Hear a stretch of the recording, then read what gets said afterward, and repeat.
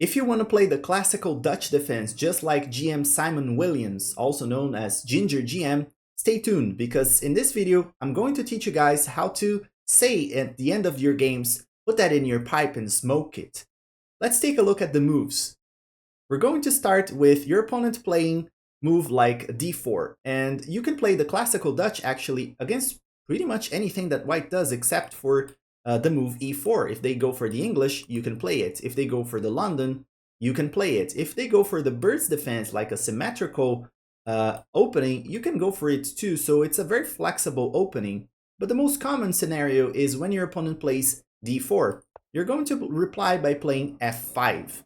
This is the beginning of the Dutch defense. And we're going to go for the classical Dutch. We have many variations of the Dutch defense, the Leningrad Dutch, the Stonewall Dutch, but this time we're going for the classical Dutch. After your opponent develops the knight to f3, you're going to play e6, and this is the beginning, this is the starting point of the classical Dutch. When we play this move, e6. If we go for g6, that's the Leningrad, and if we go after that, after e6, we go for this move, d5, then we have the Stonewall Dutch. But this time we're going to play like the Ginger GM, so we're going to play e6. And after your opponent goes for the fianchetto here, they play g3 to fianchetto the bishop, we're going to play knight to f6 in this position. After your opponent fianchettos the bishop, we play bishop to e7, and after castles, we're going to play d6. Okay, so here we have this very typical position. This is your starting point from the Dutch defense. These moves are innegotiable. You have to go for them. Okay, so from now on, opponent's going to probably develop with the knight to c3. And after this move, you can play knight to e4. This is the best way to play as the Dutch, the classical Dutch. And it's interesting because this is not your boring opening where you just go for a draw and play very solidly. The Dutch defense is extremely sharp, so you can go for tactics and you can play for a win here.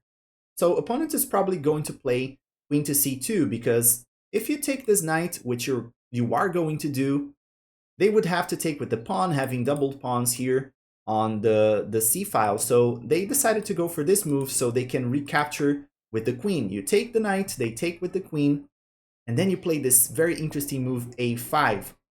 You are preventing any advancements here on the queen side of the board. So this is extremely useful move. So the idea behind this move is actually preventing any advancements here on the queen side. And you can even think about maybe placing your knight here in the future. This is another idea that you can have in the Dutch as well. So after that, your opponent is probably going to play b3 here, trying to fianchetto this bishop. And after they play that, we can go for bishop to f6. The idea here, when we play the bishop here, is to have an x-ray here on the queen and the rook. So in case this pawn is removed from the board or even pushed, you have this very strong attack aiming at the rook and the queen here. So probably because of that, your opponent is going to play bishop here and take the queen out of this diagonal because it's extremely dangerous to have your queen on the same diagonal that a bishop is. So after that, we're going to play knight to c6, preparing this advancement. So this is the main idea of the Dutch defense, and Ginger GM say this a lot in his videos and explanations about the Dutch defense, the classical Dutch. The main idea of the Dutch is to go for this push e5 right here in the center. So this knight move is actually preparing this push for our next move. So white's going to take the queen out of that diagonal, like I said before, and we're going to go for the push with e5. And now we have a very sharp position on the board.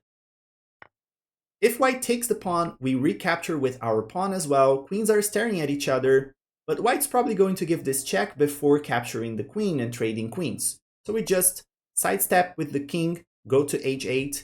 After they take, we take with the rook. If they challenge our rook on the open file, we just move it to the side, rook to e8 in this case. And if your opponent goes knight to e1, releasing this very powerful bishop here, we have to go for a4. And here we are threatening to go here, take, or to push this pawn and challenge this bishop here on the diagonal. So this is a great move that we can play.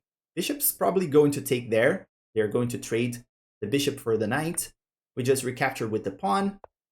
And white's going to try to reroute this knight to a better position. We play e4 in this position, challenging the knight. We're attacking it.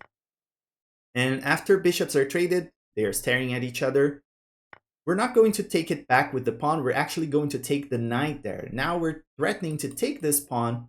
And it's a very interesting position because we're going to take this pawn. And in this position, we are actually threatening to go here and promote. So white has to do something about this. After they retreat the bishop, because the bishop was under attack, we have to remember that the bishop was here under attack. We're going to take the pawn, d takes e2, and now white is forced to go for a passive position, playing rook to e1, protecting and preventing this pawn from promoting right away, okay? So we're putting white in a very passive position. We have great winning chances here and a lot of threats. This is the power of the classical Dutch, or the killer Dutch, as Ginger GM usually says. This is a very interesting opening because it gives you winning chances as black, and it's not that very boring opening that you play for a draw. So if you liked this video, remember guys to please like and subscribe to the channel. And as always, I see you guys in the next one.